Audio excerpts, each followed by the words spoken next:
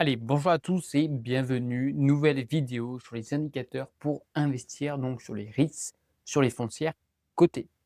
Petite vidéo, en tout cas, selon moi, qui est indispensable si vous souhaitez investir dans les foncières cotées.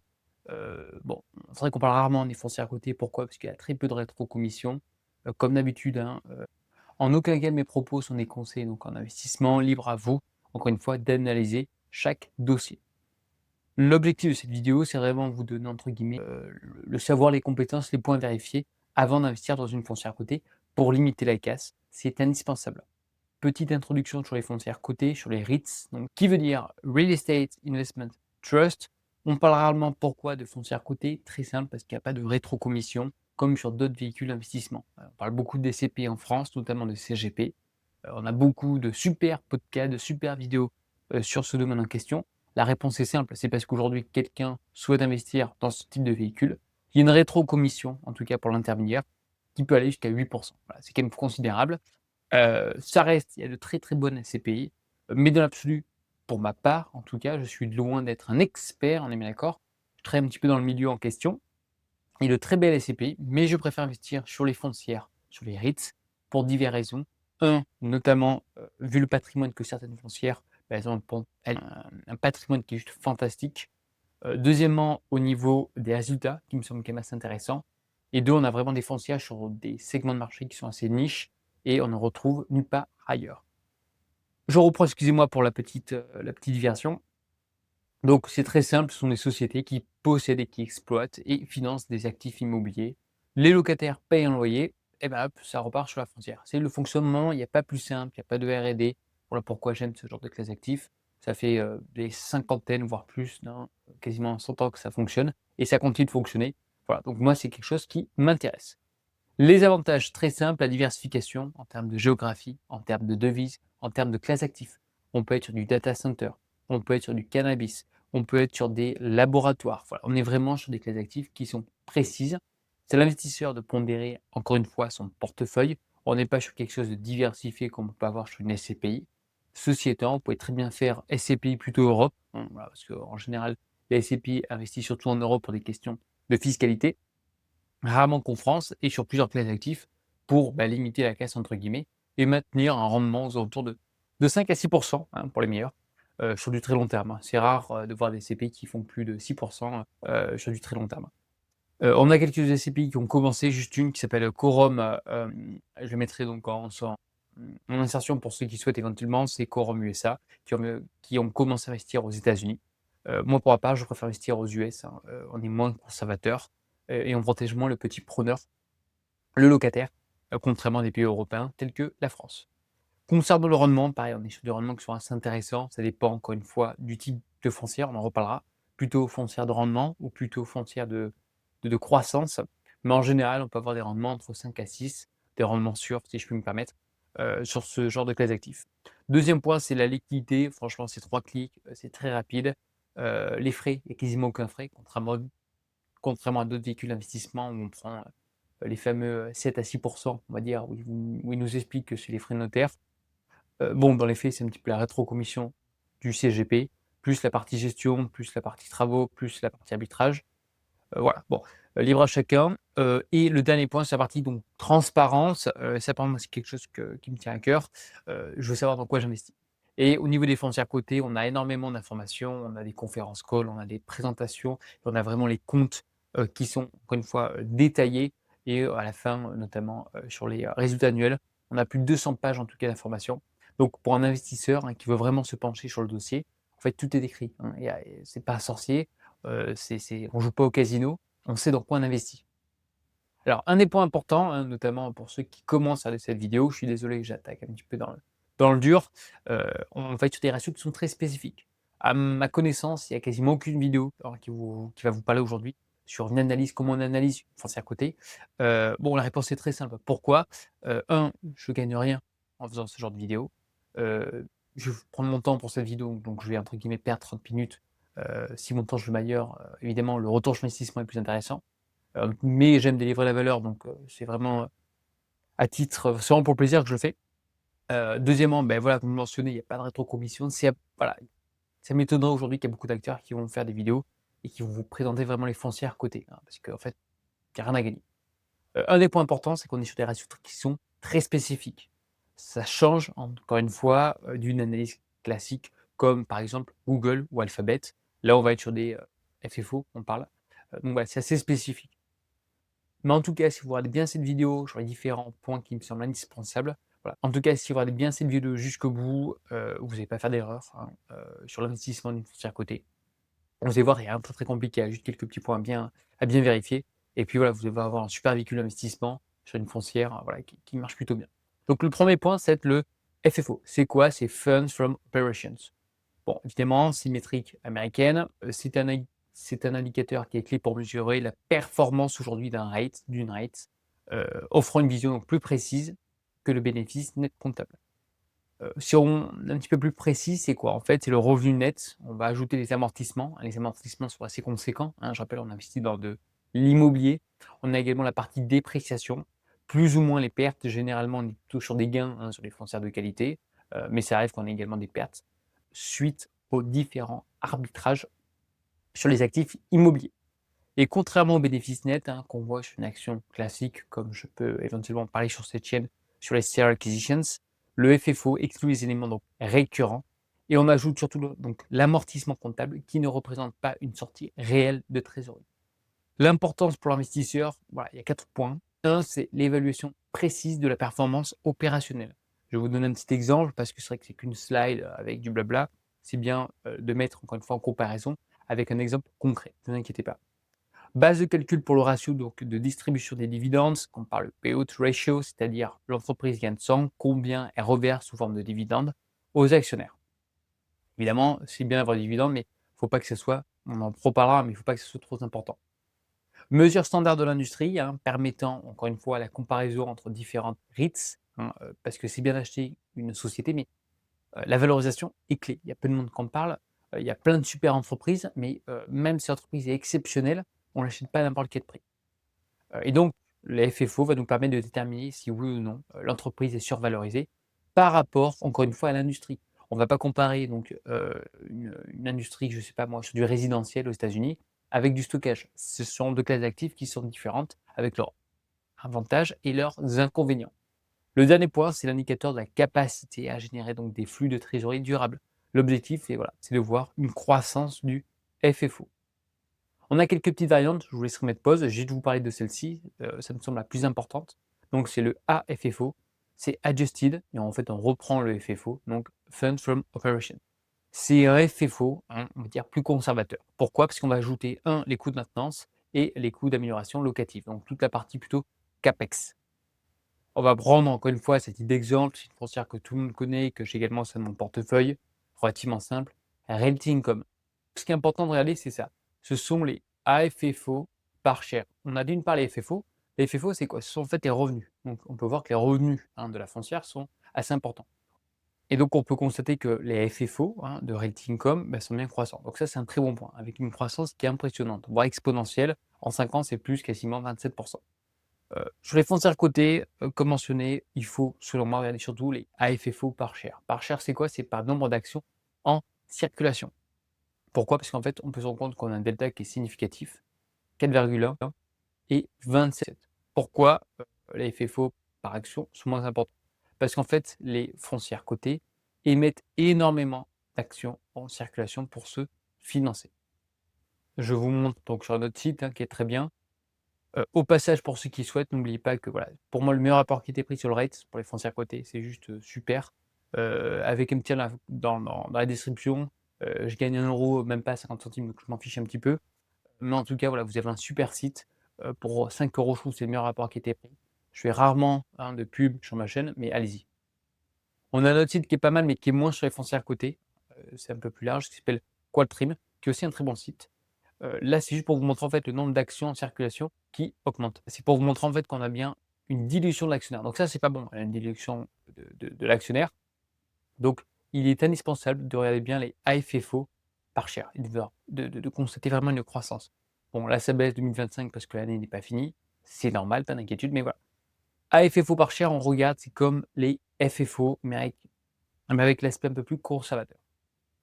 On passe. Maintenant, c'est le ratio de valorisation. le ratio de valorisation, c'est quoi? Ce sont les prix donc slash FFO. Donc le ratio price FFO, ça compare le prix de l'action, hein, de la foncière cotée à son FFO, donc son revenu. C'est l'équivalent, on va dire un petit peu du PE, hein, qu'on parle, c'est du price earning ratio pour les actions binaires comme par exemple Alphabet, et cetera, Meta. Vous avez compris.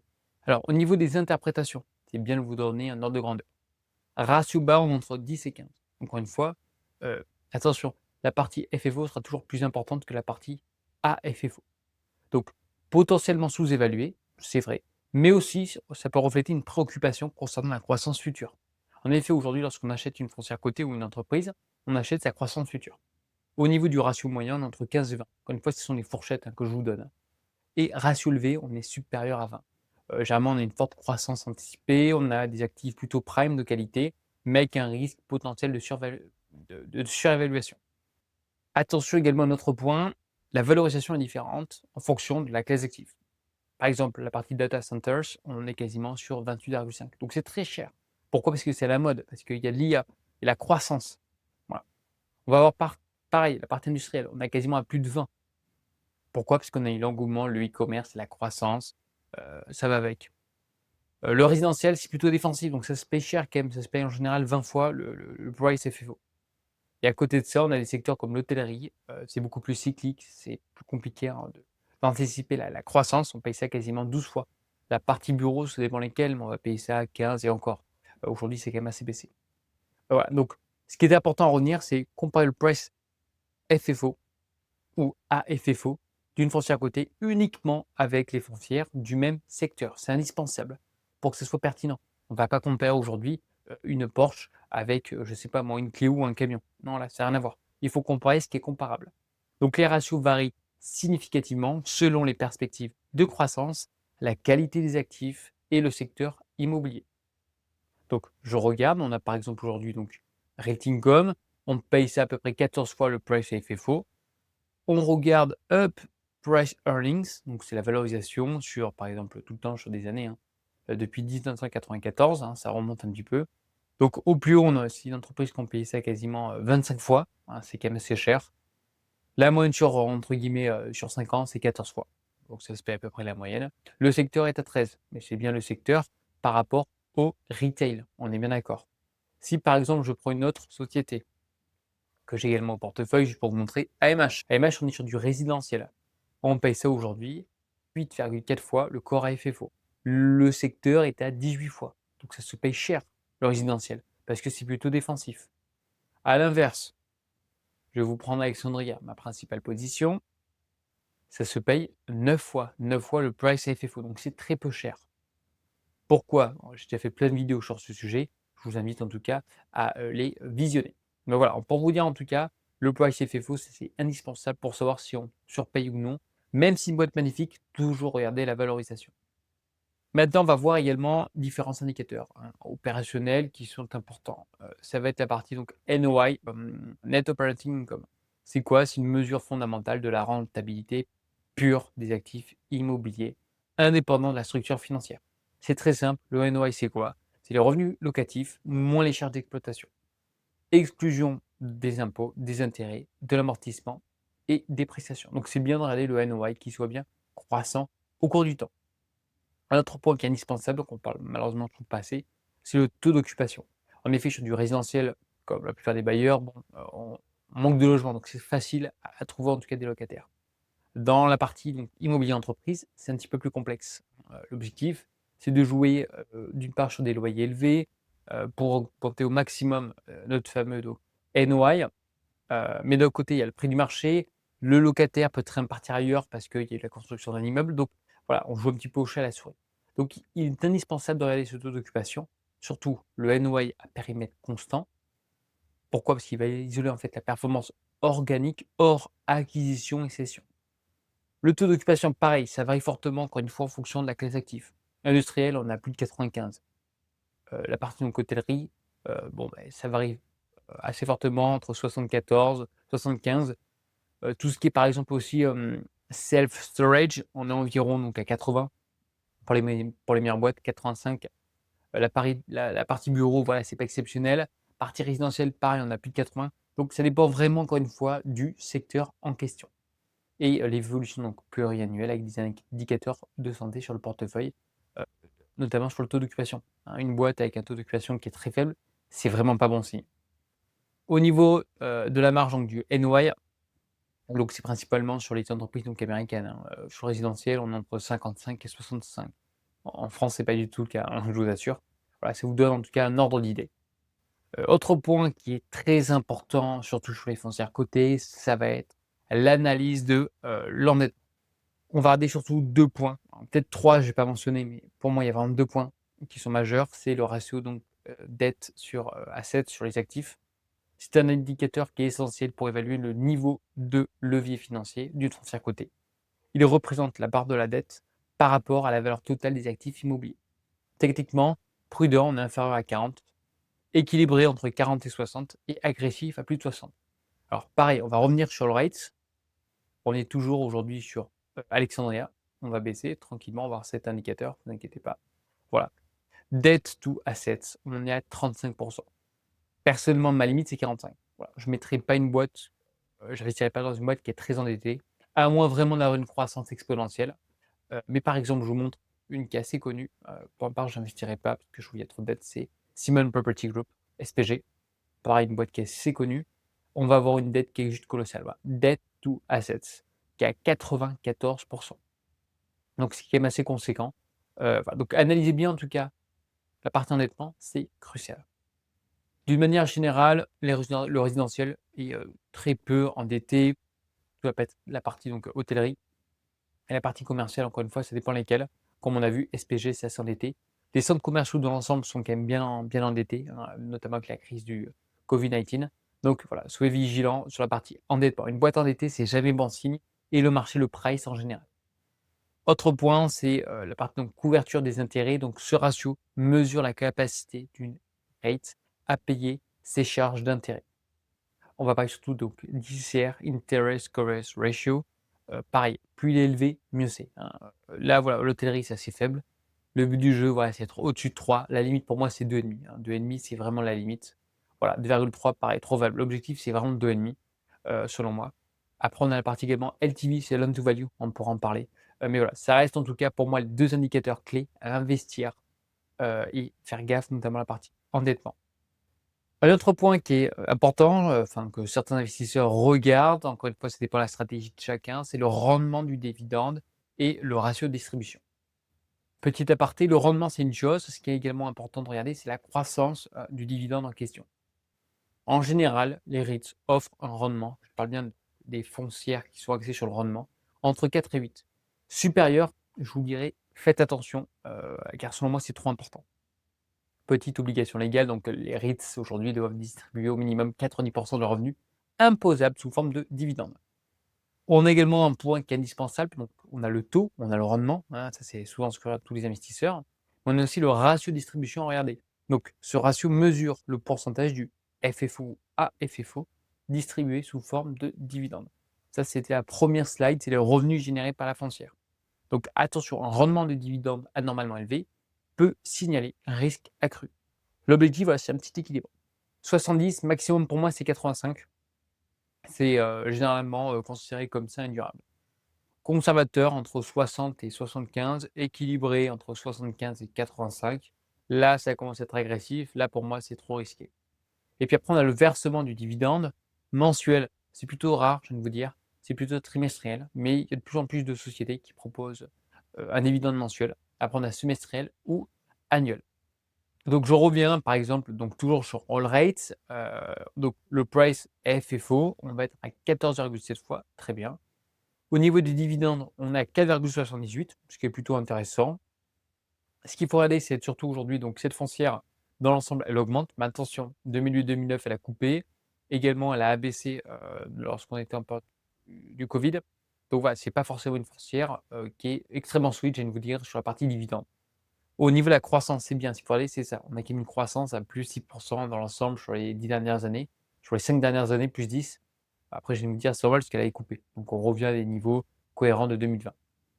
Et concernant le Product Ratio, on a 69, c'est très bien. Je vous montre par exemple moi une foncière que enfin, j'aime pas, casser, mais une foncière qui est en difficulté aujourd'hui, ça va être Crown Castle. Donc pour vous montrer, on a premièrement, ça se paye plutôt cher, 20 fois le price FFO par rapport au secteur. On a un dividende qui est de 4,55, pas mal. En revanche, on peut constater qu'il y a eu une baisse là, récente, hein, moins 32,11%, hein, entre donc 2024 et 2025. Donc faites attention déjà, lorsque le dividende baisse, c'est pas bon signe. Moins 32%. On a un peu de ratio qui est de 94%. Bah ouais, c'est juste bah, trop important, on l'a mentionné, c'est trop risqué. Et le secteur est à 64. Après, voilà, le secteur, il n'y en a pas beaucoup, donc c'est aussi normal. On peut avoir des debt to assets, c'est une boîte qui est endettée. Donc voilà, moi, ce genre d'entité, je n'investirai pas, hein. Une boîte très endettée, on dépend de locataires, on baisse le dividende, on a un peu de ratio qui est trop important. Voilà, donc on évite ce genre de structure et ça se paye cher. Donc il y a quand même des manières d'éviter entre guillemets «la casse», hein, lorsqu'on analyse juste certains ratios, certains paramètres. Autre point, c'est bien investir, mais toujours également, si possible, anticiper certains risques, hein, sur les foncières cotées. C'est quoi? On va avoir premièrement des risques sectoriels. En effet, aujourd'hui, par exemple, le commerce de détail, on a la vulnérabilité de l'e-commerce. Bon, on a toujours des centres commerciaux qui résistent très bien, mais attention à voir sur du long terme. Ça reste quand même des points importants. On est quand même sur une industrie qui est cyclique et qui dépend du tourisme. Les bureaux, on a l'impact du télétravail, même si en tout cas on commence à revenir en arrière, je viens de vous dire. Mais attention aux différents impacts. Le parti résidentiel, beh, dépendance à la démographie et au taux d'intérêt. Ça aussi, c'est un point important. Lorsque les taux vont baisser, beh, les locataires vont peut-être prendre un crédit pour acheter leur propre maison. Et pareil au niveau de la démographie, hein. Encore une fois, si vous mettez du résidentiel, par exemple, j'invente, hein, je suis désolé, je prends toujours, cet exemple en France, mais dans la Creuse, 150 lots, je pense pas qu'il y aura la même attrayance que si vous construisez, par exemple, à Nice. Donc il y a quand même des facteurs. De toute manière, la localisation, c'est quelque chose qui est indispensable. D'autres facteurs qui sont additionnels, c'est la sensibilité au taux d'intérêt. Ça, c'est l'impact est direct, notamment sur le coût du financement. Donc normalement, lorsqu'on a les obligs qui augmentent, c'est pas compliqué, les foncières baissent. On a également une structure de gestion, donc la qualité et l'alignement, hein, des intérêts. Lorsqu'on investit dans une foncière cotée, on investit dans la société, donc avec le management qui va avec. C'est extrêmement important. C'est une différence avec les SCPI, par exemple. Les SCPI, on achète seulement les actifs. Par contre, la société de gestion, en fait, elle ne vous appartient pas. Et à titre perso, je préfère investir dans la société de gestion que dans la SCPI. Et le dernier point, c'est la réglementation, donc changements législatifs et fiscaux. On a vu par exemple Wash de Pau, qui est une foncière belge sur les entrepôts logistiques, principalement donc au New-Zélande, donc aux Pays-Bas. Et ben, il y a une législation, il y a encore une fois un changement.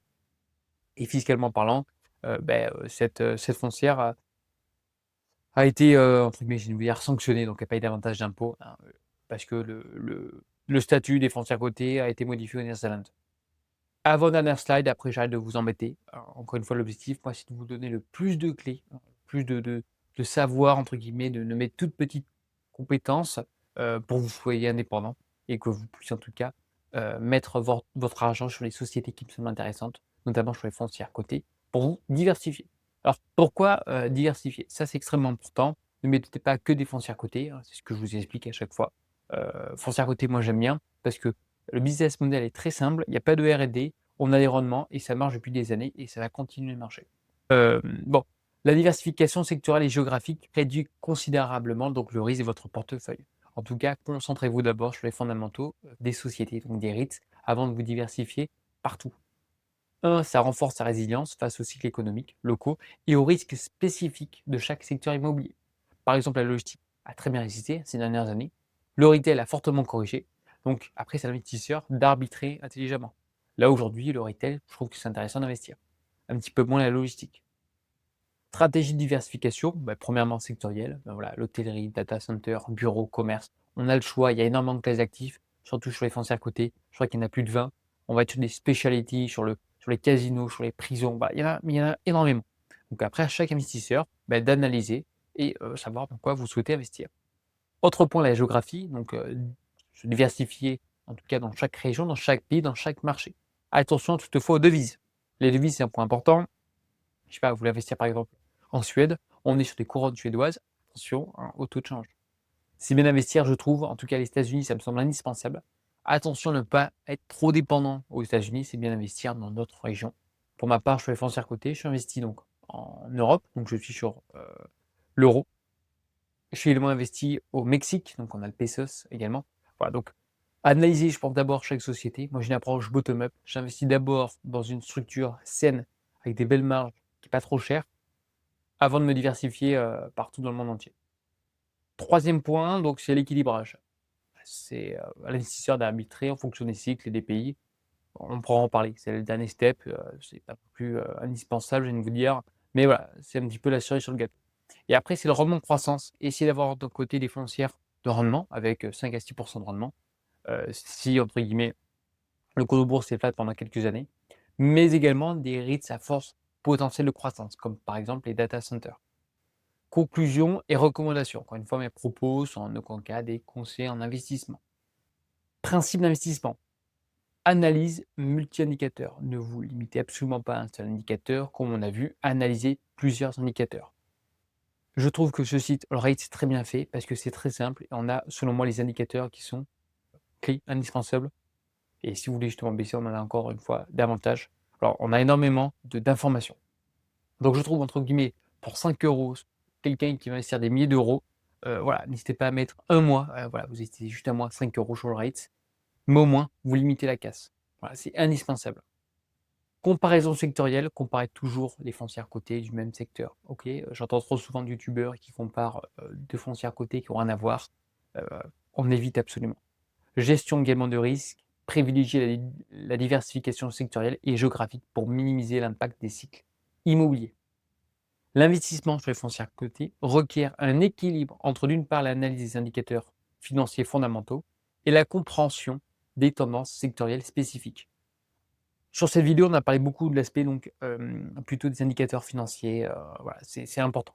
On a également pour moi l'analyse graphique qui est importante.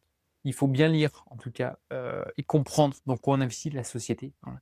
Concrètement, elle a quoi comme actif? Et puis après, moi personnellement, je suis un peu moins fan, prendre un peu de hauteur, pour connaître où on en est aujourd'hui. Est-ce que la Fed va baisser les taux? La réponse c'est oui, mais les foncières vont profiter en tout cas. C'est un très bon point. Checklist de l'investisseur, je vous laisse encore une fois analyser cette petite checklist qui est clé. Si vous avez la moindre question, n'hésitez pas dans les commentaires et je vous dis à une prochaine vidéo. Bye bye.